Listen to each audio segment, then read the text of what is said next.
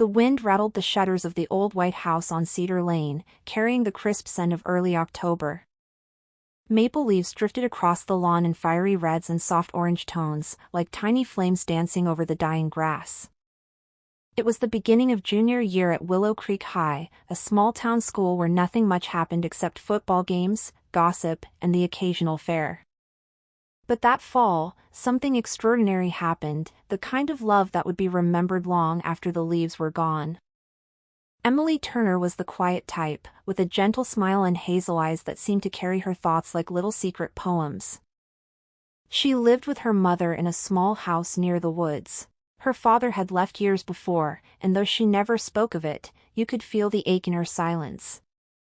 She was 16, loved literature, and often sat near the window in class, staring out at the world as if waiting for it to speak to her.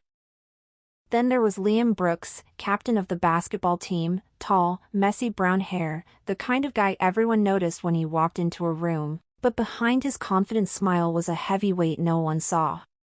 Liam's older brother, Lucas, had died in a car accident 2 years earlier, and his family had never fully recovered.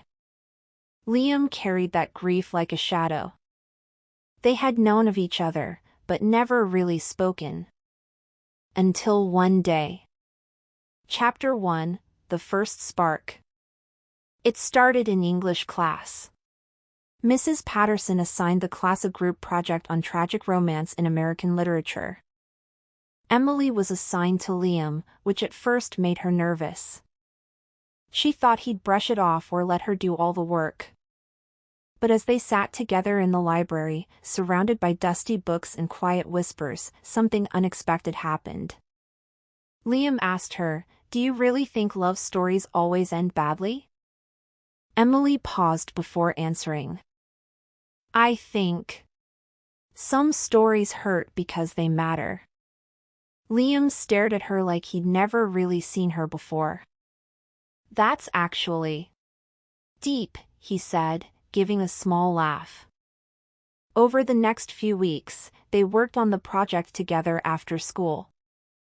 They shared coffee at the diner near Main Street, talked about books, music, life, grief. Emily told him about her dad. Liam told her about Lucas. For the first time in a long time, they each felt seen. One afternoon, while walking home under a sky painted with golden sunset, Liam gently took Emily's hand. It was warm, firm, and full of unspoken promises.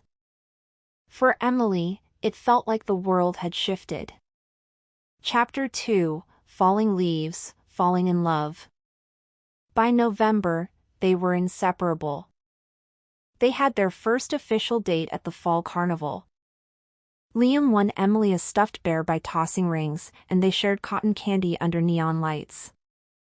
There's a photo Emily's mom took of them that evening, Emily's head leaning on Liam's shoulder, both laughing. That picture would later become both a treasure and a wound. They'd meet at the old bridge by Willow Creek after school, where the water flowed gently and the trees reflected like a painted dream. Liam brought his guitar sometimes and sang softly while Emily listened, enchanted. "You make me feel like maybe life doesn't have to hurt all the time," Liam said once, his voice barely above a whisper. Emily smiled, brushing a strand of hair from her face. "You make me feel like I'm not invisible." They kissed, right there on the bridge, while leaves swirled around them like a blessing from the universe. But happiness, in their world, was fragile. Chapter 3, Cracks in the Sky. Winter was approaching. College prep started taking over their schedules, and Liam's mother had fallen into a deep depression again near Lucas's birthday. Liam tried to take care of her, handle basketball practice, school, and Emily, but it became too much. One evening, Liam didn't show up at the bridge. Then he stopped returning texts for a few days. Emily grew anxious, her chest tightening with fear. When she finally saw him at school, he looked tired, distant. "Liam, what's wrong?" she asked in the hallway. He sighed, rubbing his forehead. Emily touched his arm gently. I'm here, okay? Whatever you need. But he pulled back slightly, eyes clouded. I don't want to drag you into my mess. Her heart cracked a little then, just a hairline fracture, but it hurt. You're not dragging me into anything. I love you. That was the first time she had said it. Liam stared, almost shocked. His lips parted like he wanted to say it back, but instead he said, I can't talk right now. I'm sorry. He walked away, leaving Emily standing in the hallway surrounded by lockers and the echo of her love hanging unanswered in the air. Chapter 4: Distance and Silence. The next few weeks were hard. Liam skipped school sometimes to stay home with his mom or drive her to therapy. He quit the basketball team without any notice. Rumors spread, but no one knew the truth. Emily tried to call, text, even showed up at his house, but his phone often died, and his mother rarely answered the door. Late at night, she'd lie awake, her pillow damp with tears, wondering if she did something wrong. Her journal filled with scribbled poetry about love fading like a dying star. Finally, one evening in December, Liam showed up at her doorstep, his eyes red, posture slumped. Emily's mom was out working the night shift. Liam? Emily whispered, shocked. He looked broken. Without saying a word, he pulled her into an embrace and cried softly into her hair. They sat on the couch in silence for a long time. My mom tried to.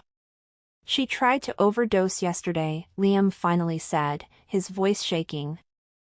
I found her just in time. She's in the hospital.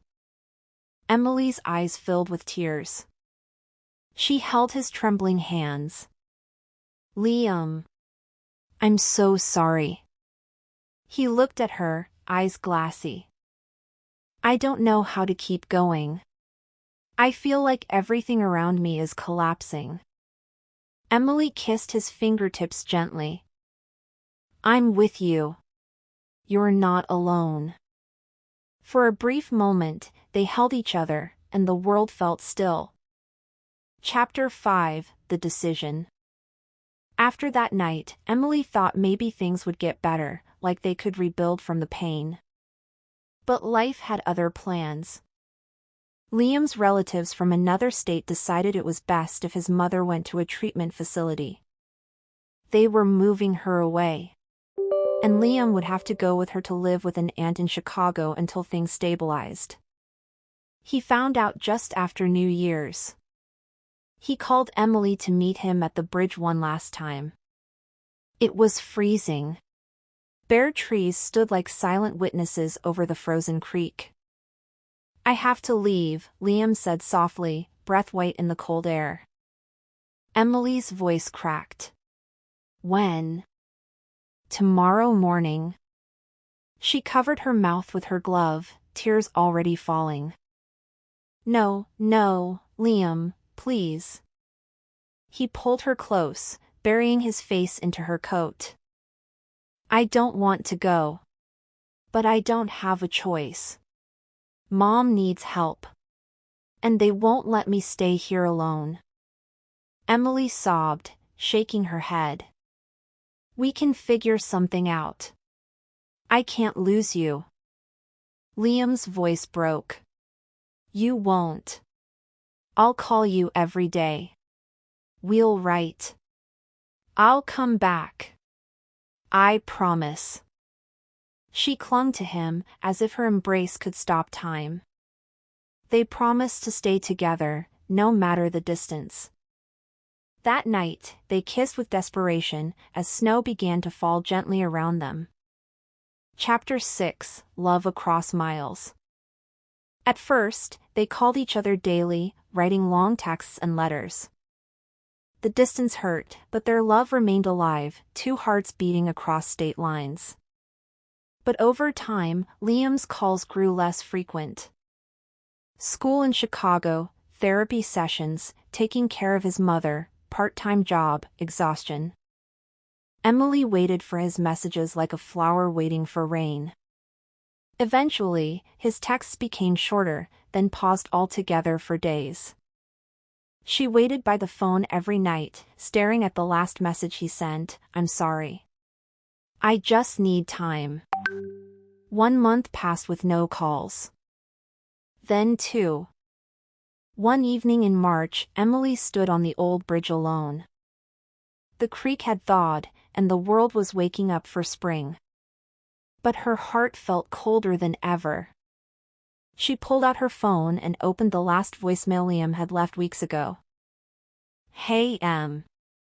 I miss you more than words. I don't know how to do this anymore. Everything feels heavy. You deserve someone who's not broken. I love you. But I think I need to let you go." Her knees buckled as she listened, tears streaming down her face. That was the last time she ever heard his voice. Chapter 7, The Final Goodbye. Days turned into weeks. Emily tried to move forward, went to classes, wrote essays, hung out with her friend Sarah, but life felt colorless.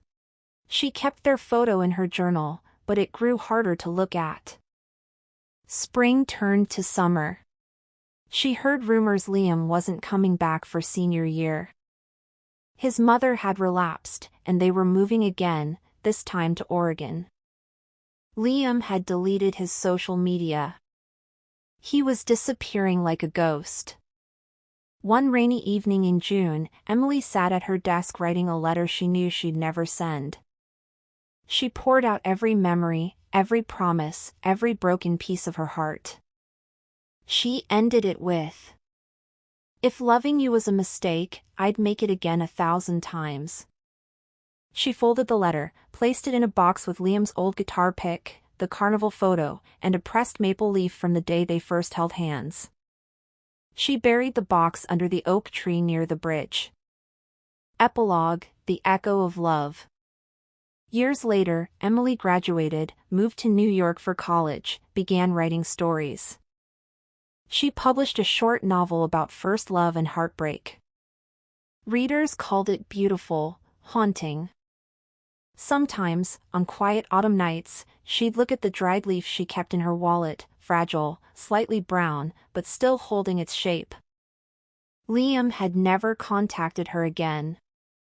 People asked her if she was over him. She'd smile politely and say yes. But deep down, she knew some loves don't fade, they simply become a part of who you are. As she walked through Central Park one fall evening, leaves swirling around her like memories, she whispered his name once, letting it float away on the wind, a silent farewell to a boy who once made her feel alive. Some stories end, but the love inside them echoes forever.